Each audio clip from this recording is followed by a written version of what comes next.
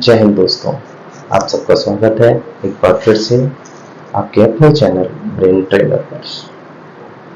देश 76वां स्वतंत्रता दिवस मनाने जा रहा है और इस स्वतंत्रता दिवस पर चारों तरफ बहुत ही हर्षोल्लास, लोग तैयारियां कर रहे हैं।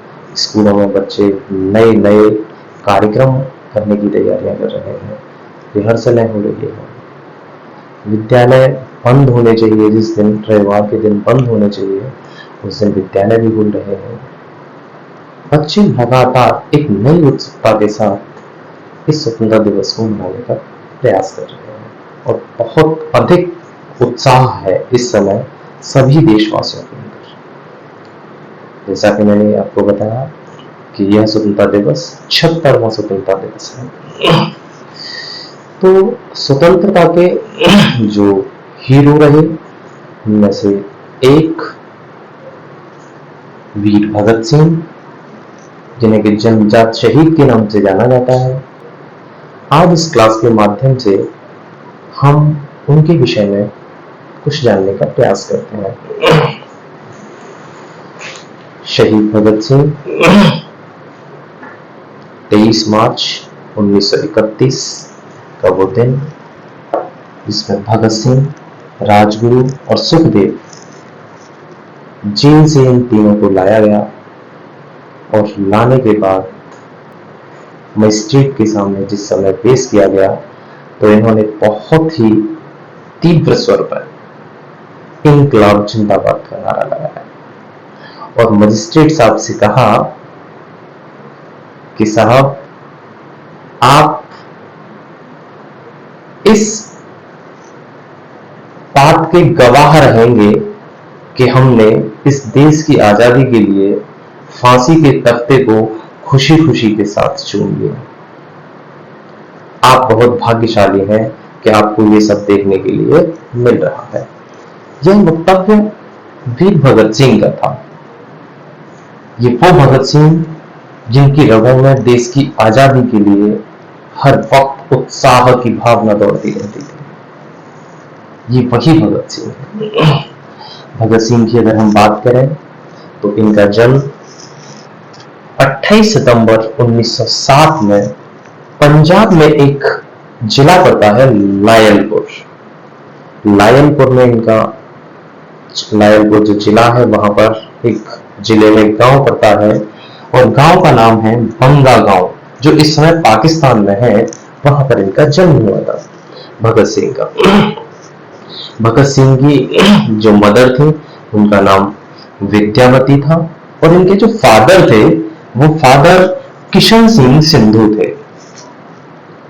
ये सिख फैमिली से बिलोंग करते थे। ये शुरुआत से ही इन्होंने अपनी कम्युनिटी, जो पास में इनके आसपास रहते थे लोग, उन सभी लोगों के अंदर देश की आजादी के लिए एक जो सोच थी उसको पनपते हुए देखा भगत सिंह ने।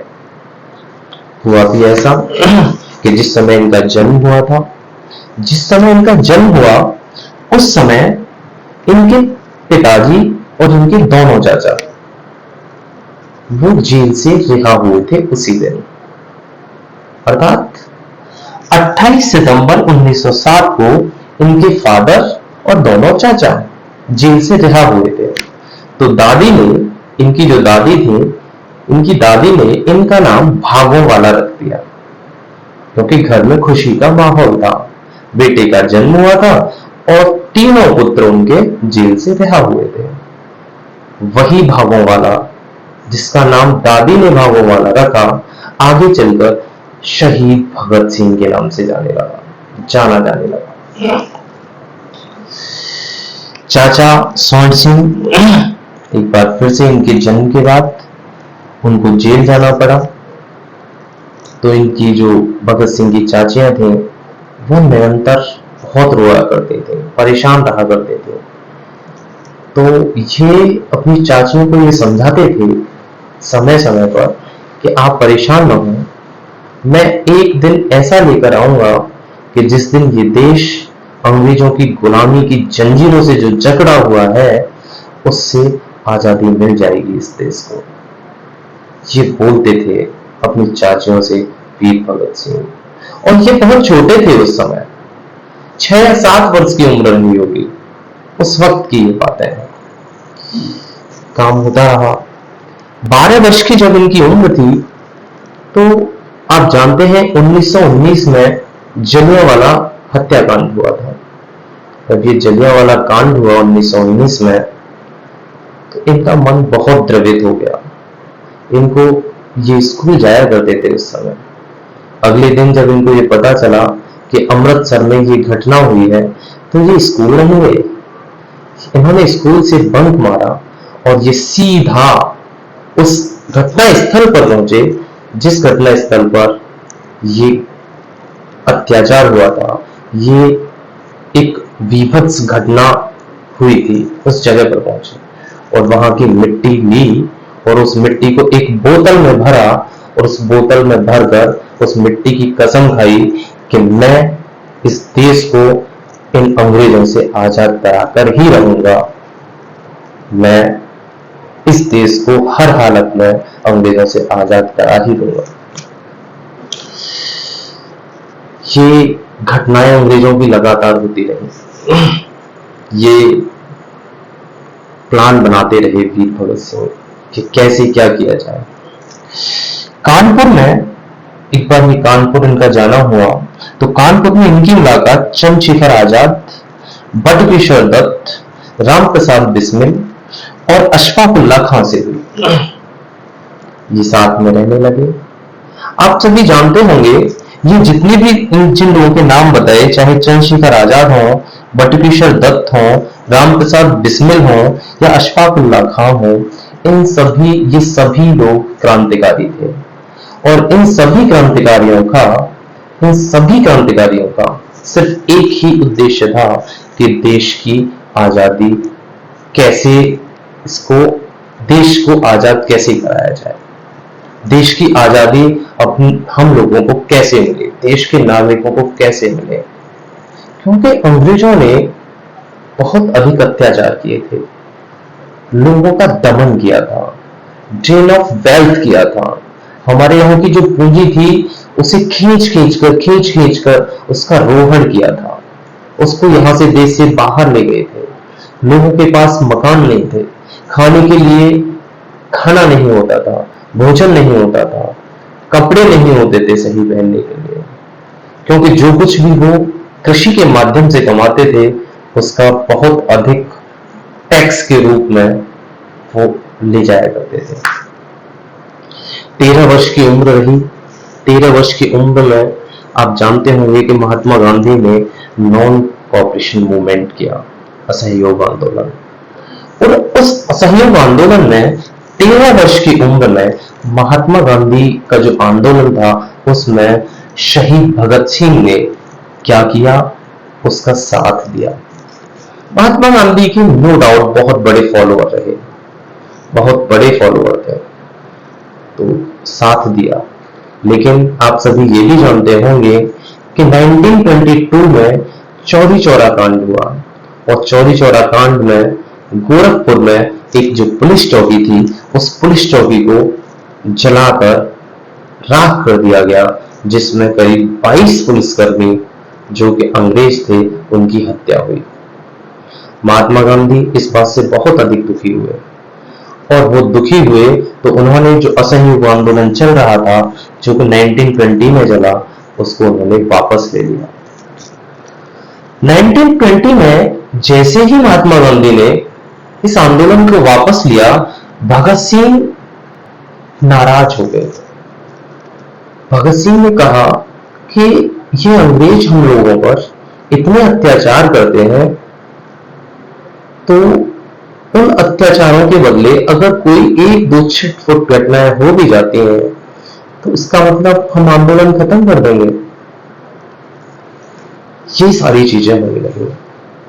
इसी बीच भगत सिंह जो क्रांतिकारियों के साथ सक्रिय हो गए थे, सक्रियता को बढ़ता हुआ देखकर ब्रिटिश हुकूमत भगत सिंह के पीछे लग गई और उनकी जासूसी करने लगी।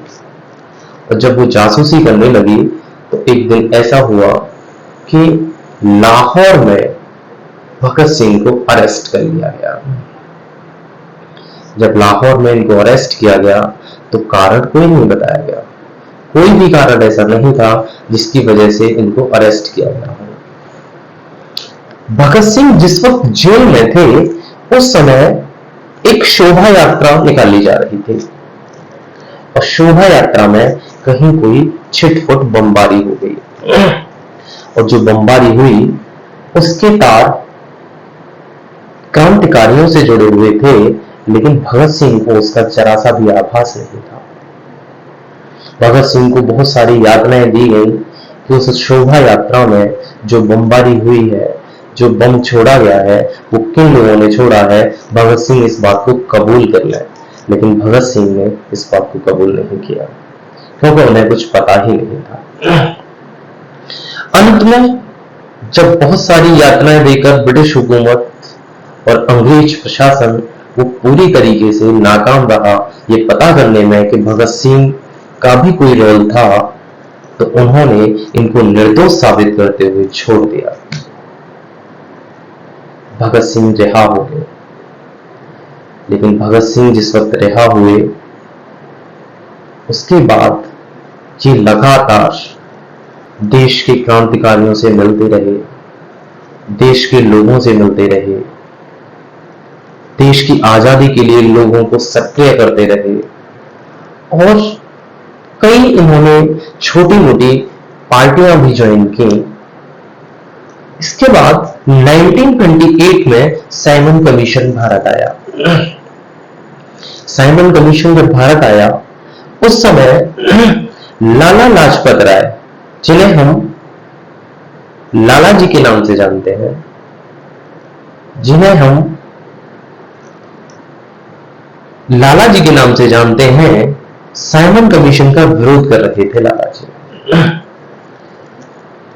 साइमन कमीशन का जिस समय विरोध कर रहे थे तो एक पुलिस प्रशासन की तरफ से एक लाठी लाला जी के सर पर लग गई और उस आंदोलन पर, उस प्रोसेसन को रोकने के लिए एक व्यक्ति था जो अंग्रेजों की तरफ से था।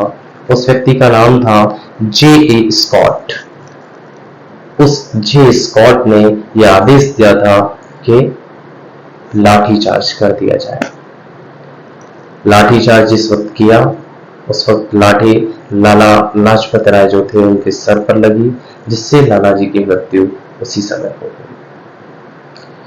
भगत सिंह के मन में सिर्फ ये बात थी कि मुझे किसी भी तरीके से इस व्यक्ति से जो J. स्कॉट है इससे बदला लेना है। अब बदला कैसे लिया जाए तो इसकी प्लानिंग तैयार की गई। प्लानिंग तैयार करने में भगत सिंह, राजगुरु, चंद्रशेखर आजाद और जयगोपाल नाम के व्यक्ति थे।